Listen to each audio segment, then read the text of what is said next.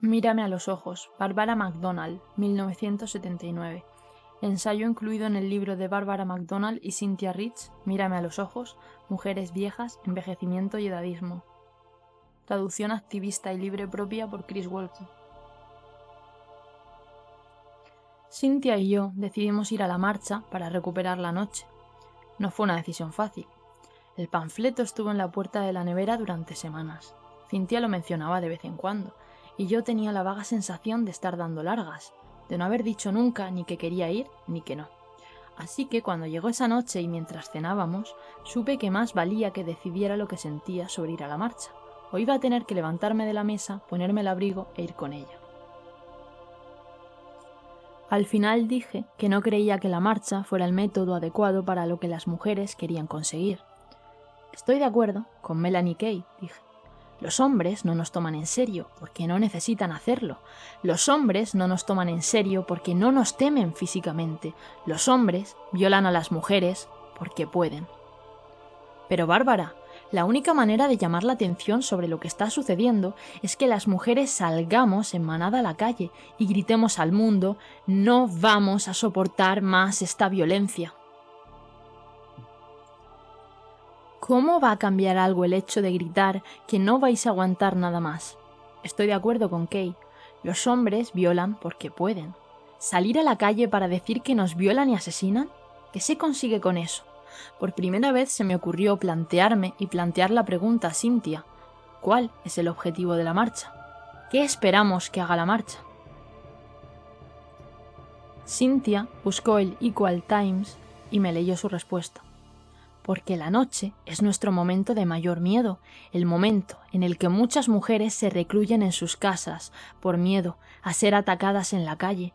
Marchamos de noche para decir juntas: vamos a enfrentarnos a nuestro miedo, vamos a recuperar la noche. Pero Cynthia, ¿no nos estaremos engañando? ¿Qué queremos decir con enfrentarnos a nuestro miedo? Una mujer tiene que estar loca o ser simplemente estúpida para no estar muerta de miedo en la calle por la noche. ¿Y qué queremos decir con recuperar la noche? No estamos en condiciones de recuperar nada. No se puede exigir sin poder. Sospecho que la marcha se basa en la esperanza de que la sociedad no conoce realmente los datos de la violencia contra las mujeres, y que cuando la sociedad tenga los datos, corregirá el mal. Sabes que no lo harán. Los datos son evidentes a nuestro alrededor. Todo el mundo sabe que las mujeres no están seguras por la violencia de los hombres, y repetirlo no cambiará nada. Es más, creo que marchar por las calles diciendo que te están asesinando y violando, y que no estás a salvo excepto una noche al año con varias miles de mujeres que te protegen, es invitar a más violencia. Como no tenemos poder, lo único que realmente hacen las manifestantes es pedir clemencia. Siempre intento ganar una discusión soltando un montón de palabras y agitando los brazos, pero Cynthia no levantó el tenedor ni la voz. Bárbara, todo lo que hacemos las mujeres invita a la violencia. No podemos dejar que las demás salgan y no apoyarlas. Y necesitamos a muchas, sobre todo porque esta noche va a llover. Además, tienes que hacer ejercicio.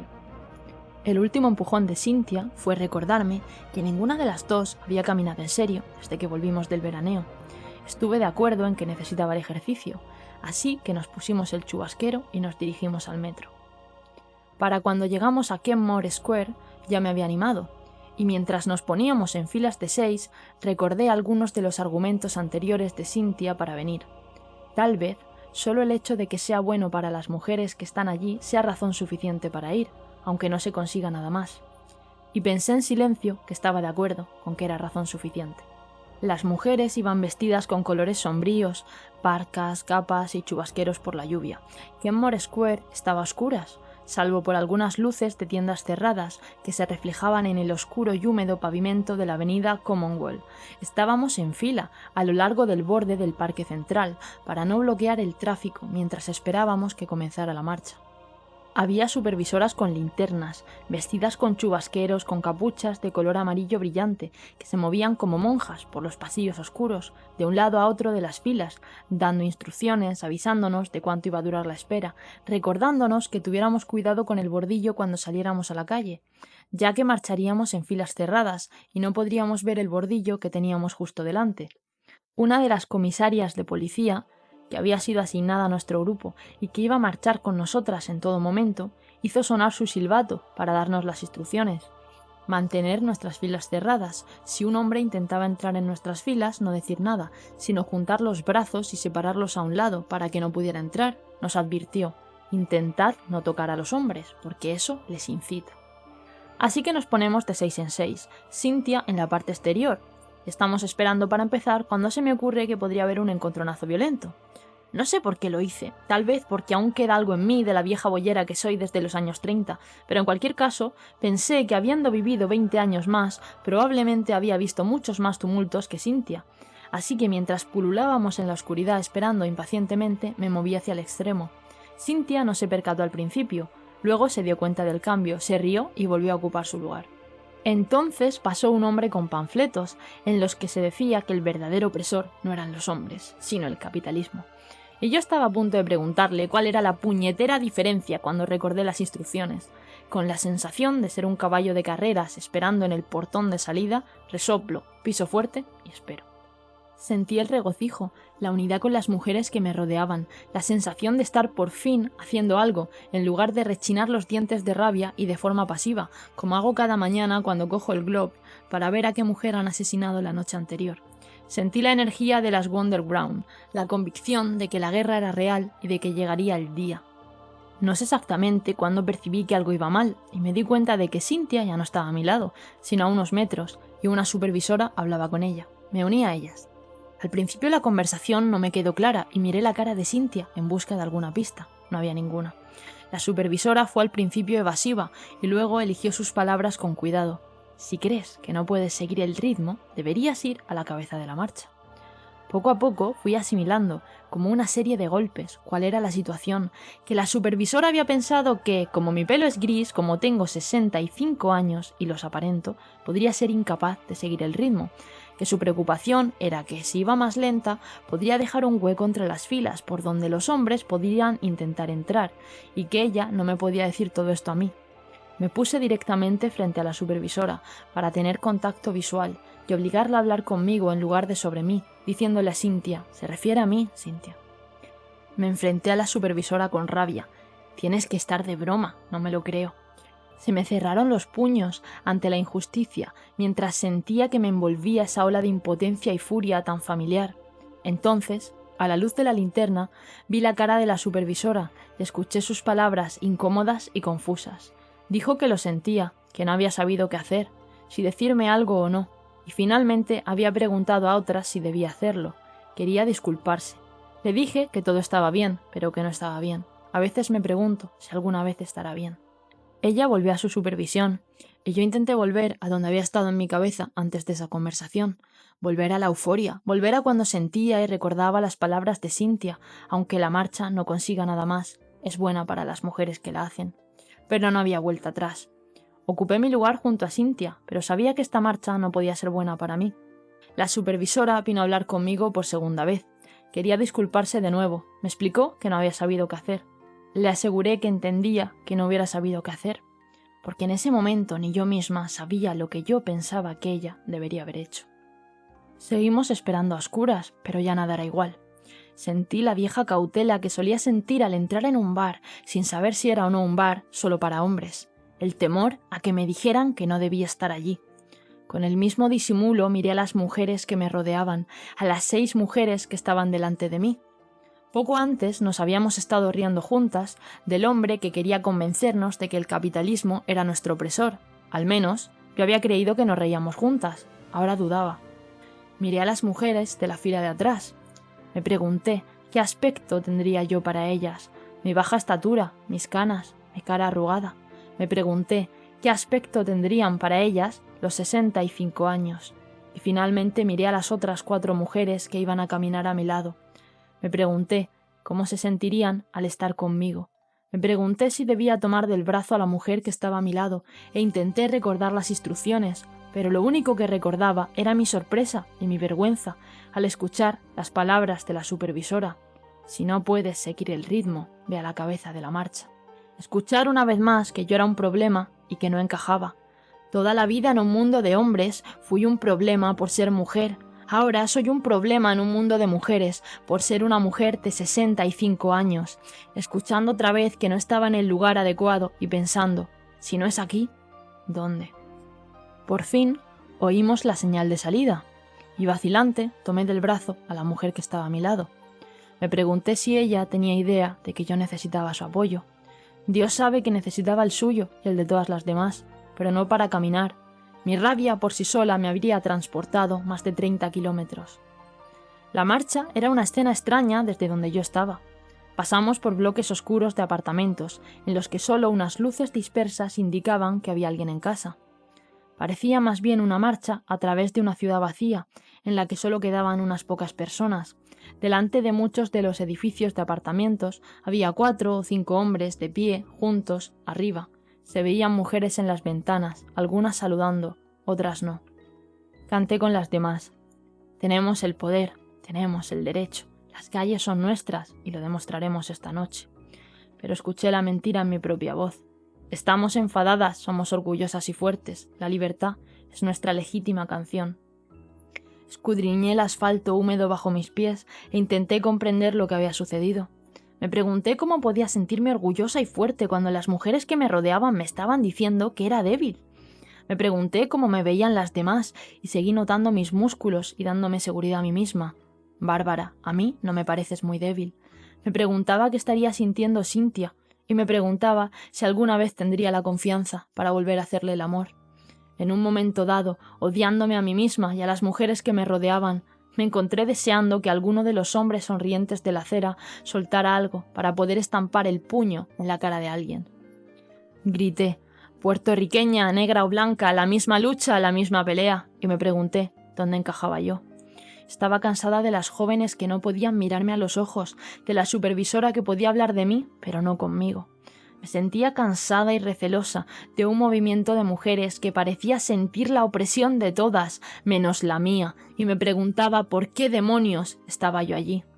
A veces, mientras marchábamos, miraba a alguna mujer asomada a la ventana de su apartamento y pensaba, ¿por qué no le echas agallas y sales y te unes a nosotras? Pero luego pensaba, no salgas si tienes más de 60 años, el recibimiento que te darán para volver adentro. Terminamos la marcha y nos quedamos un rato en los alrededores del parque Blackstone. Una mujer con una grabadora para New England Today, un programa de radio, se detuvo y nos preguntó si Cynthia y yo podíamos comentar la marcha. Dije que ojalá hubieran salido más mujeres de sus casas, pero en el fondo me preguntaba, ¿por qué me ha preguntado esta mujer? ¿Quiere el punto de vista de la mujer mayor? Finalmente tomamos el metro para volver a casa. Pero me quedó la vivencia. La rabia que no tenía dónde ir. No veía la forma de poner la rabia en la supervisora y luchaba por no ponerla en mi cuerpo envejecido. Recordé la cara de la supervisora por encima de la linterna, sincera en su malestar y en su disculpa. No había sabido qué hacer. Intenté ponerme en su lugar. ¿Qué podía hacer ella? Las filas tenían que mantenerse bien juntas para que los hombres no pudieran entrar. Puede que hubiera muchas mujeres que no pudieran seguir el ritmo. ¿Y cómo iba a saber ella si podían o no podían sin preguntarles? ¿Y por qué tenía que dolerme tanto que ella pensara que yo no podía seguir el ritmo? Una y otra vez me dije que no había nada de malo en ser físicamente débil, mucha gente lo es. Si bien ahora no es mi caso, lo será pronto. Si ahora me enorgullezco de mi fuerza, es un falso orgullo, y si más adelante me avergüenzo de mi debilidad, habré dejado que otra persona se meta en mi cabeza para el resto de mi vida. Lo repasaba todo mentalmente, una y otra vez. Las supervisoras buscaban mujeres que marcharan más despacio, me dije. Yo aparentaba 65 años y me eligieron a mí. ¿Por qué a mí? De 5.000 mujeres que había, debía de haber 30 a punto de pillar la gripe, 50 con resaca, y al menos 100 que iban a tener una ampolla en el talón antes de que terminara la marcha. Entonces, ¿por qué a mí? Si eres una mujer que está a punto de pillar la gripe o te explota la cabeza por la resaca, decidirás o bien no marchar o tendrás el suficiente sentido común para retirarte. ¿Por qué no se puede asumir también que si una mujer de 65 años no se siente con fuerzas para una marcha, decidirá no marchar? Sigo llegando a una sola conclusión. La supervisora no me eligió porque pareciera débil. Me eligió porque cree que una mujer de 65 años carece de criterio sobre lo que es capaz de hacer. Pensó que no percibía la situación y que no sabía lo que estaba haciendo. Habíamos cantado nuestros cuerpos, nuestras vidas, nuestro derecho a decidir. ¿Creía ella que yo no tenía derecho a decidir? Los 65 años es ser mayor, eso es cierto. A los 65 puede ser más lenta, eso también es cierto. Pero ¿quién debería saber más sobre lo que se puede hacer a los 65 que la mujer que los está viviendo? Durante toda nuestra vida examinamos una situación y decidimos si participamos o no, según nuestra capacidad. De los 6 a los 96 años medimos nuestra fuerza y nuestra agilidad para la situación en cuestión. ¿Por qué la supervisora asumió que había perdido repentinamente esa capacidad a los 65 años? Se puede responder a esto que es bien sabido que las personas muy mayores carecen de criterio. No estoy dispuesta a aceptar ni siquiera esa afirmación genérica. Mucha gente carece de juicio, los borrachos, los psicóticos, la gente simple, feliz y exaltada. Pero la vejez y la falta de criterio no van de la mano. La vejez y la cautela a menudo sí. Cuando yo era joven era como si quienes tenían más de 30 años pensaran: la juventud carece de criterio. Ahora tengo 65 años y las mujeres de 30 piensan que carezco de criterio. Y no estoy dispuesta a pasar por eso por segunda vez, sin examinar muy cuidadosamente este movimiento que me rechaza. Mientras pensaba en ello, me di cuenta de que el movimiento feminista, la segunda ola, acaba de alcanzar la mayoría de edad. Apenas tiene 21 años.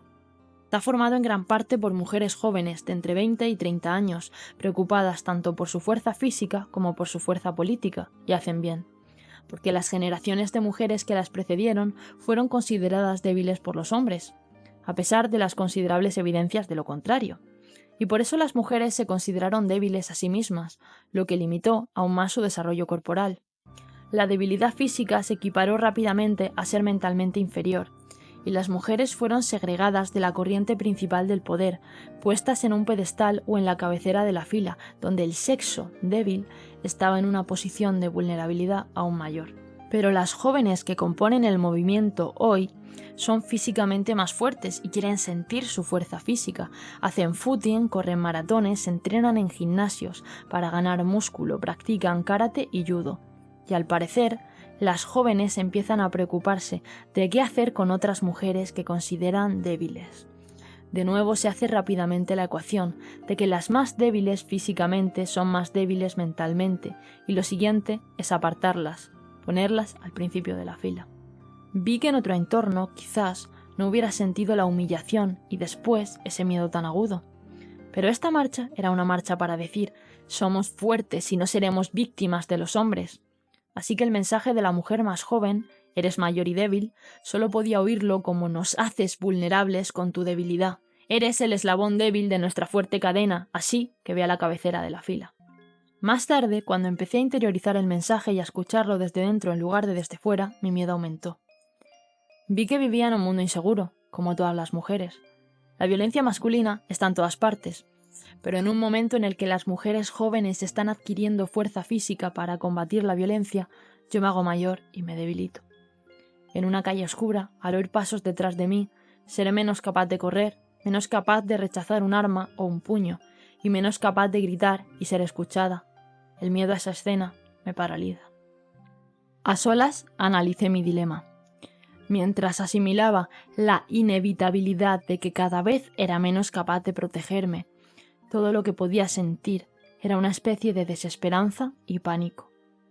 Pero entonces hice lo que siempre he hecho en mi vida cuando he tenido que enfrentarme a alguna realidad dolorosa que no se puede cambiar, que no va a desaparecer, con la que hay que vivir de alguna manera, pensé. Entonces me rendiré ante este miedo. Si es algo que debe ser, entonces debe ser, y no voy a luchar contra lo que sé que no puedo ganar. Pero cuando el pánico empezó a remitir, caí en la cuenta de que los hombres siempre han sido más fuertes que yo. Esta no era una experiencia nueva que iba a venir con la edad. Los hombres eran más fuertes que yo cuando tenía 20 años, 30 y 40, y nunca se me habría ocurrido en esos años rendirme sin luchar. Me di cuenta de que mis sentimientos de vergüenza surgieron del miedo a no luchar, a traicionarme a mí misma. En lugar del miedo surgió la sabiduría primitiva, la sabiduría animal. La sabiduría del animal que vive su vida y que, ciega por la edad, olfateará y sentirá su camino hasta el final de la vida, que vieja y ciega, con la espalda contra la pared, se enfrentará al enemigo, mostrará sus dientes e infligirá cualquier herida que pueda al animal o al hombre, del doble de su tamaño, que piense que ha encontrado una presa fácil. Mientras le queden fuerzas, no alimentará al enemigo, no dará ni un pedazo más de su carne para fortalecerlo.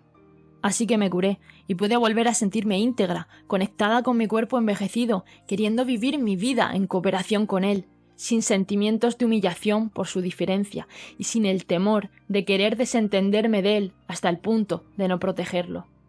Aunque ya he superado gran parte de lo que me ocurrió en la marcha, sigo enfadada por el edadismo en el movimiento feminista. Me enfada lo que me hace a mí y lo que debe estar haciendo a muchas otras mujeres de mi edad.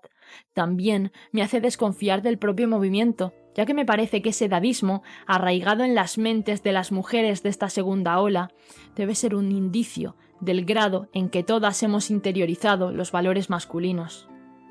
Y entonces empecé a preguntarme, ¿dónde están hoy las Susan B. Anthonys, las Carrie Nation, las Pam Harts? Estas mujeres posmenopáusicas marchaban por todas partes hace 100 años y nadie les preguntaba si podían seguir el ritmo. Fue entonces cuando me di cuenta de que probablemente es la primera vez en la historia que la masa de mujeres rebeldes y furiosas es tan joven. En la primera oleada en este país y en Inglaterra, las mujeres furiosas de mediana edad y mayores marchaban y eran visibles. En las fotografías de Mi historia, de Emmeline Pankhurst, veo a mujeres mayores marchando con mujeres más jóvenes, y las mujeres mayores destrozaban ventanas y provocaban incendios por todo Londres, y las mujeres de mediana edad y mayores iban a la cárcel y hacían huelgas de hambre y eran alimentadas a la fuerza. La propia Emmeline Pankhurst tenía 59 años cuando marchó a Kingsgate y fue arrestada. También describe a las mujeres muy mayores que la acompañaron cuando tenía 53 años, y la delegación marchó con su petición al primer ministro. Entonces nuestra delegación se puso en marcha. Me acompañaban a la cabeza 2 mujeres muy respetables de edad avanzada. La señora Sol Solomon, cuyo marido había sido el primer ministro del Cabo, y la señora Nelligan, una de las educadoras pioneras más destacadas de Inglaterra. Nosotras 3 y otras 5 mujeres fuimos precedidas por la señorita Elaine Howe, que montada a caballo fue anunciando nuestra llegada. Así que sospecho que habría sido inaudito en la primera ola detener a una mujer mayor en una marcha y preguntarle si podía seguir el ritmo. Probablemente sea una prueba de nuestro crecimiento y de nuestra creciente fuerza el hecho de que por primera vez las mujeres más jóvenes constituyan la masa de la segunda ola. Es posible por primera vez porque las mujeres jóvenes están más informadas que hace 100 años, son más cultas y tienen más libros para leer que nunca, y son más libres, porque las mujeres más jóvenes de hoy no se ven atrapadas en una unión heterosexual a la fuerza hasta mucho más tarde en su vida y pueden, de hecho, no elegir la heterosexualidad. Hace 100 años, gran parte de la acción política feminista radical probablemente no era visible para la mayoría de las mujeres jóvenes, que estaban sometidas a la servidumbre doméstica o ya estaban cargadas de embarazos no deseados y criaturas, sin saber leer y sin salida. Esta mayor presencia de las mujeres jóvenes se debe, sin duda, en parte, a los esfuerzos de las mujeres mayores de la primera ola. Pero la razón principal por la que la segunda ola está formada por mujeres jóvenes es que la segunda ola surgió en una época diferente de la historia patriarcal. Surgió en una época de cultura de la juventud de clase media blanca apoyada por el patriarcado. Esta importante diferencia entre las 2 olas no es algo que pueda desestimar a la ligera con la opinión popular de que poner énfasis en la juventud descuida a la población mayor.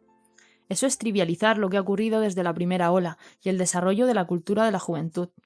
No me aclara lo que me ocurrió en la marcha de Boston. No me explica por qué no tengo contacto visual con las mujeres más jóvenes al entrar en la mitad de mis 60, y no me explica qué pasó con las activistas feministas de más edad, que fueron una parte tan importante de nuestra historia anterior.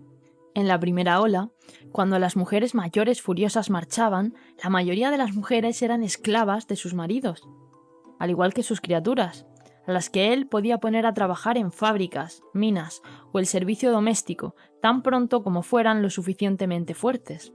La madre no tenía ningún poder real sobre su vida ni sobre la de sus criaturas. Pero al padre le resultaba rentable dar a la madre una aparente autoridad sobre las criaturas. En su ausencia, Ella representaba su autoridad y las mantenía sometidas. A menudo era golpeada por su marido por la insubordinación de sus criaturas, y ella a su vez golpeaba a las criaturas para mantenerlas a raya. Pero con la llegada de las leyes sobre el trabajo infantil y los derechos infantiles, el padre perdió poder sobre su descendencia. Fuera de la tiranía del padre eran una carga y un gasto, en vez de una fuente de ingresos, y pasaron a ser un problema exclusivo de la mujer. La madre seguía teniendo que cuidarlas, pero ahora tenía que intentar controlarlas sin el poder del padre. Antes el padre le decía a la madre: quiero que estén alimentadas, aliméntalas, quiero que estén vestidas para trabajar, vístelas, las quiero temerosas de Dios y laboriosas, enséñales, las quiero obedientes, golpéalas. Pero ahora al padre ya no le interesaba controlar a las criaturas y no transfería su poder a la madre. En lugar de ello, ella se vio impotente para protegerse de sus exigencias. Las criaturas, fuera de la tiranía de la dominación del padre, eran libres, a su manera, para tiranizar a la indefensa madre. Ahora eran las criaturas las que tomaban prestado el poder del padre, las que le decían: aliméntame, vísteme, cómprame todo. Los padres dicen que debes hacerlo, y en efecto, los padres dicen claramente: las criaturas deben tenerlo todo. Si eres una buena madre, su ropa será delicada y perfumada. Saciarás el apetito de tus criaturas y te sentirás orgullosa de oírlas exigir: más salchichas, mamá. Las enviarás con ropa blanca a jugar en el barro, para demostrar que sabes lavar su ropa mejor que la vecina de al lado. Te asegurarás de que el entorno en el que viven tus criaturas esté limpio, pulido, desinfectado y sin olores. Les limpiarás las narices y los culos con el pañuelo más suave del mundo, todo el tiempo frotando tus manos con loción para que tus callos y grietas rojas no sean ásperas en su piel suave. Me parece que nunca, en tan pocos años, el patriarcado ha sido capaz de desarrollar una nueva clase de élite de consumidores de ocio y una clase esclava para servirles, una clase de élite que se mantiene fuera del mercado de trabajo y no amenaza el trabajo del padre, sino que consume sin cesar para asegurar su trabajo. Hace 100 años, el valor de la madre para los padres era que criaba criaturas laboriosas y temerosas de Dios, que podían aportar ingresos a la familia hasta que se fueran de casa. Ahora, el valor de la madre para los padres es que cría a las criaturas para que esperen lo mejor, para que sean buenas consumidoras, para que permanezcan en la infancia y fuera del mercado laboral el mayor tiempo posible, y espera que la sociedad la valore por lo bien que les sirve.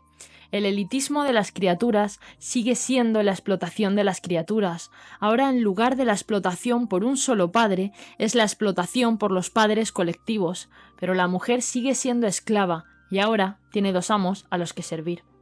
Hoy día hay evidencia por todas partes de que la juventud está unida al patriarcado en la esclavización de la mujer mayor. De hecho, no habría cultura de la juventud sin la mujer mayor desprovista de poder. No puede haber una clase de élite consumista del ocio si no es a costa de alguien. La mujer mayor es a la que las mujeres más jóvenes superan, la que tiene menos poder que ellas, y está obligada a servirlas. Esto no ocurre con los hombres. Los hombres mayores siguen teniendo poder. Poder para ser presidente, poder para ser Walter Cronkite y poder para casarse con mujeres más jóvenes. Los hombres no son los sirvientes de la juventud. Las mujeres mayores sí. Las líneas entre los poderosos y las desprovistas de poder siempre han tenido que estar muy bien trazadas, y en ninguna parte es esto más evidente que en la ropa de hombres jóvenes y mujeres. La ropa de la mujer joven está diseñada para, al menos, dar la ilusión de poder y libertad, y la ropa de la mujer mayor está diseñada para hacerla parecer asexuada, desaliñada y distinta del resto de la sociedad. Los niños y los jóvenes, en las grandes ocasiones, se visten a la moda como los hombres mayores, con traje y chaleco, pero ninguna mujer joven se viste a la moda, imitando la vestimenta de las mujeres mayores. Queda más claro que la actitud actual de las mujeres de 20, 30 años ha sido moldeada desde la infancia por el patriarcado, para ver a la mujer mayor como desprovista de poder, menos importante que los padres y las criaturas, y que está ahí para servir a ambos. Como todas las personas que sirven, la mujer mayor pronto se vuelve invisible. Ya sea dentro de casa o en la cabeza de la marcha, no hay tanta diferencia. El resultado es la invisibilidad. En una marcha de 5.000 mujeres, basta con separar a las mujeres de 60 años y a menos que el observador vea por casualidad las primeras filas de la marcha, ve pasar a 5.000 mujeres y se queda con la impresión de que no hay ninguna mujer de 60 años entre ellas. El mes pasado vi las 80 mujeres a tener en cuenta en los 80 en la revista Miss y me enteré de que solo hay 6 mujeres de 50 años que merecen ser tenidas en cuenta y solo una de 60. Eso es invisibilidad. Me parece que toda la lista de mujeres que hay que tener en cuenta en los 80 es muy patriarcal y preferiría no verla en absoluto. Pero lo peor es que la revista Miss pidió a las mujeres mayores que hicieran la selección, una selección que las excluía. Esa es una forma de obtener permiso para oprimir, pedir a la mujer mayor, no que sea coigual, sino que se haga a un lado en favor de la mujer más joven. Sila Tobías se hizo a un lado diciendo: las mujeres ya reconocidas tienen la responsabilidad de impulsar a las demás. Una de las razones por las que la primera ola del feminismo se extinguió es que no creó nuevas lideresas. Para mí hay algo en su declaración que huele a autosacrificio e invisibilidad maternal. Las jóvenes pidieron a Tobías que se hiciese invisible y se hizo invisible. Tampoco creo que la primera ola del feminismo muriera porque las mujeres no consiguieran crear un nuevo liderazgo. Creo que murió porque las mujeres decidieron dejar de lado sus propias necesidades para ayudar a los buenos muchachos a ganar una guerra, y cuando se prepararon para retomar la lucha, descubrieron que eran esclavas de dos amos. Dada la naturaleza de la pregunta formulada a Tobías, no es sorprendente que ella respondiera con un lenguaje patriarcal. La palabra impulsar sugiere ayuda en el camino hacia arriba, alguien en la parte inferior impulsando a otra persona a un nivel superior. Esta imagen evoca la posibilidad de que la persona que está siendo impulsada pueda estar pisando lo que la impulsa. Una palabra así parece muy alejada de los inicios de esta segunda ola, que evitó conscientemente la estructura jerárquica. Me duele que el comité que seleccionó a las 80 mujeres a tener en cuenta me diga que soy invisible, que ninguna mujer de 65 años está todavía en marcha y merece ser tenida en cuenta. Pero no dan un mensaje mejor a las mujeres de 40 años que aparecen ahí, ya que debe ser evidente para ellas que serán invisibles dentro de 10 años, a los 50 o 60. Han pasado varios meses desde que Cynthia y yo fuimos a la marcha de Boston, y recién empiezo a ver cómo llegué a estar allí a los 65 años, en esta época concreta de nuestra historia, y cómo llegó la supervisora a estar allí. Apenas empiezo a ver quiénes somos las dos, y cómo los hombres siguen definiendo nuestros sentimientos sobre nosotras mismas y sobre las demás.